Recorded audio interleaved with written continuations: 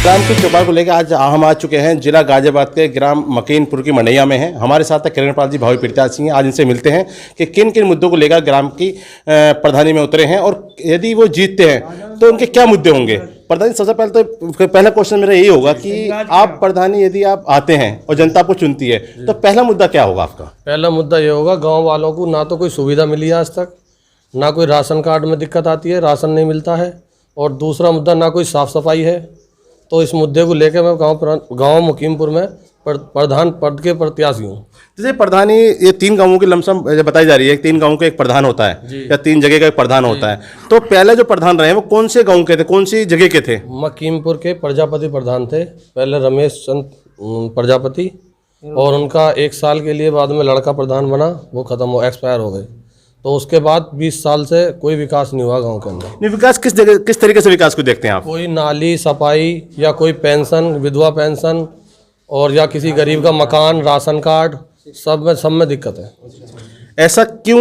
उन्होंने जिस जगह के रहने वाले थे वहीं पे विकास कराया, वहीं पे जो पैसा लगाया और आपके यहाँ पे नहीं लगाया, क्या रहा ये भेदभाव वाला मैटर? क्या था, कोई जातिवाद को था लेके था? जातिवाद को लेके अपनी प्रजापति समाज में ही उन्होंने पैसा लगाया और उन्हीं के राशन कार्ड, राशन की व्यवस्था करी और किसी को कुछ नहीं देखा गाँव वालों। चलो सीधी सी बात यह है, यदि प्रधान बनते हैं आप तो मेन मुद्दा क्या है? मेन एक मुद्दा या 2 मुद्दे वो ऐसे होते हैं, मेन एजुकेशन को लेकर बात कर रहे हैं हम लोग, या किसी स्वास्थ्य को लेकर बात कर रहे हैं, या किसी कोई ऐसी योजना अपने गाँव में लाना चाहते हो, क्या होगा आपका?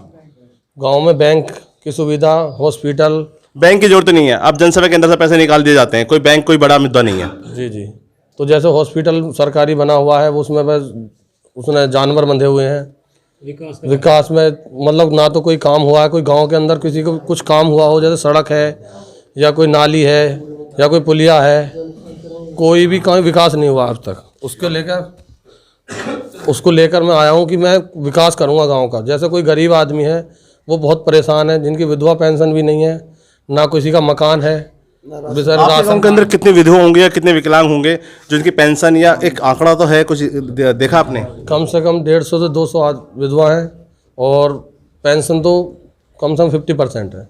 और राशन कार्ड इस प्रधान के द्वारा कटवा दिए गए हैं।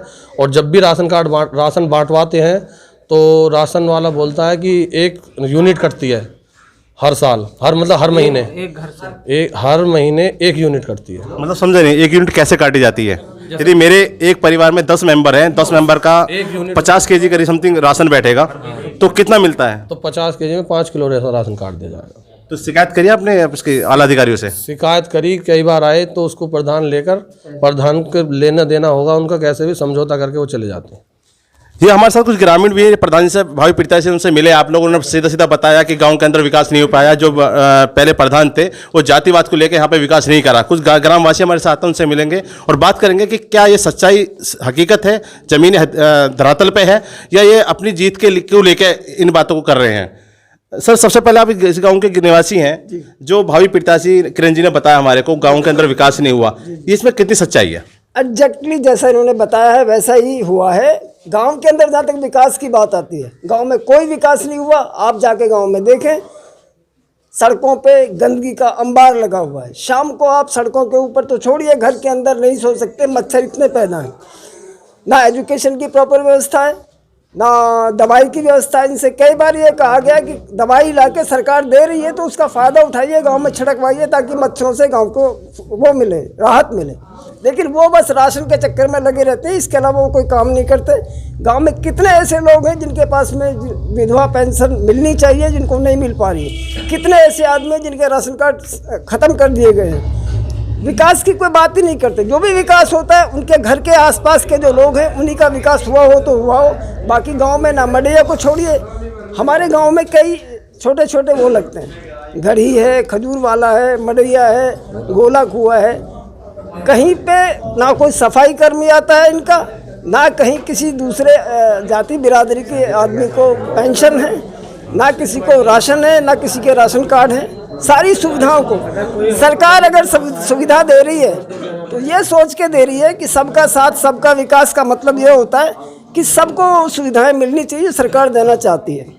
जहाँ पे सारी सुविधाएं प्रधान जी के पास तक आ जाती हैं, और प्रधान का क्या करता है भगवान जाने। ये विकास की बात तो अलग है, ये जो बजट आया वो सही से नहीं लग पाया। जनता प्रतिनिधि बनने के बाद तमाम प्रधानमंत्री योजनाएं, हजारों योजनाएं चल रही हैं, जो यदि धरातल पर आ जाए तो ग्राम का हर जन का ही विकास हो सकता है और उसका बड़ा बेनिफिट उठा सकते हैं। जैसे कि श्रम विभाग की योजना है, तमाम बहुत सारी योजनाएं ऐसी हैं। क्या उन योजना को लेकर आए वो, उसमें कोई पैसा ही खर्च नहीं होता? एक जनता को जागरूक करने वाली बात रहती है। अभी तक की ये हमारा दुर्भाग्य रहा है कि हमारे साथ जो प्रधान रहे हैं उनको शायद ये पता ही नहीं है कि सरकार क्या देना चाहती है गाँव वालों को, क्या नहीं देना चाहती। एजुकेशन नहीं थे क्या? एजुकेशन बस क्या कह सकता हूँ, कहने तो पड़ेगा कि ये तुम्हारा हक है। एजुकेशन के नाम पे बस नाम ही नाम है, बाकी कोई एजुकेशन नहीं। साइन करने के लिए भी किसी दूसरे को बुलाते हैं। कहीं ना कहीं एजुकेशन का रहा है, यदि एजुकेटेड होते बंदे वो तो कहीं ना कहीं उनका विकास पैसे से नहीं होता। तमाम गवर्नमेंट की योजनाएं होती हैं जो यदि उनको ले आए तो हर एक आदमी का हक भी है और उसका बहुत अच्छा फायदा उठा सकता है वो लोग। हम भी यही चाहते हैं कि हमारा प्रधान ऐसा हो। देखिए, परिवर्तन संसार का नियम है। जिन समस्याओं से हमारा गांव जूझता रहा है, हम ये चाहते हैं कि अब वो समस्याओं से गांव ना जूझे। हम एक ऐसे कैंडिडेट को लेके आए जो गांव की समस्याओं को भली भांति समझ सके। युवा है, समझ सके, एजुकेटेड है, रिलेशन मेंटेन कर सके डीएम के साथ। सीएम के पास भी जाके अगर आवश्यकता पड़े तो सीएम से जाके भी मिले कि मेरे गांव की ये समस्याएं हैं। ऐसा ही प्रतिनिधि होना चाहिए। प्रतिनिधि हम चाहते हैं, ऐसा ही हमने खड़ा किया है। हम सारे गांव वाले इसी मुद्दे को लेकर किरणपाल के साथ हैं कि आने वाले कल में हमारे सामने वो समस्याएं ना आए जिनसे हम आज तक जूझते रहे। एक चीज़, अभी हम लोग गांव में घूम रहे थे, गांव में पता करा हम लोगों ने, अक्सर प्रत्याशी खड़े होते हैं, मैदान में उतरते हैं, अपने अपने मुद्दे लाते हैं, मुद्दे लाने के बाद लोगों को ललचाते हैं और तब इसको जीत के बाहर निकल जाते हैं। मगर इस गाँव के अंदर एक अलग चीज़ देखने को मिली। यहाँ की जो जनता है, यहाँ के जो लोग हैं, वो किरणपाल जी को लेकर आए हैं। उनका कहना यह है कि हम लोग किरणपाल जी को चुनना चाहते हैं। हो सकता है निर्विरोध न चुन लें लोगों को, क्या सही है? बिल्कुल ऐसा ही है। गांव का अधिकतर आदमी ये चाहता है, चूंकि पीछे भी लॉकडाउन में हम लोगों ने, सरकार को तो छोड़िए, सरकार जो कर रही थी अपने स्तर से कर रही थी, हमने अपने स्तर से ट्रकों राशन अपने पैसे से खरीद के गांव वालों को बांटा।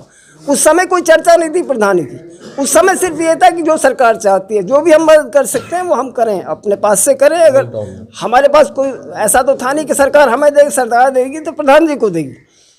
तो हमने अपने पास समाज सेवा थी उस टाइम, समाज सेवा के लिहाज से हम लोगों ने पूरा प्रयास किया कि गांव के लोगों को कोई कष्ट ना हो। कुछ ग्रामवासी हमारे और भी साथ हैं, उनसे मिलना चाहेंगे। क्या सर बताएंगे? सर इधर आ जाइए आप मेरे पास को। मास्टर जी, इसी गांव के रहने वाले हैं आप लोग। किरणपाल जी के बारे में बात चल रही थी यहाँ पे, पिछले प्रधान के बारे में बात हुई है हमारी। क्या कहना है पिछले प्रधान जी के बारे में? क्या विकास कैसे कमजोर रहेगा, जागरूकता कैसे कमजोर रह गई, क्या कमी रही होगी? आप लोगों ने चुना, जनता प्रतिनिधि समझ बने और चुनने के बाद वो खरे नहीं उतरे। जब सभी भाइयों को राम राम।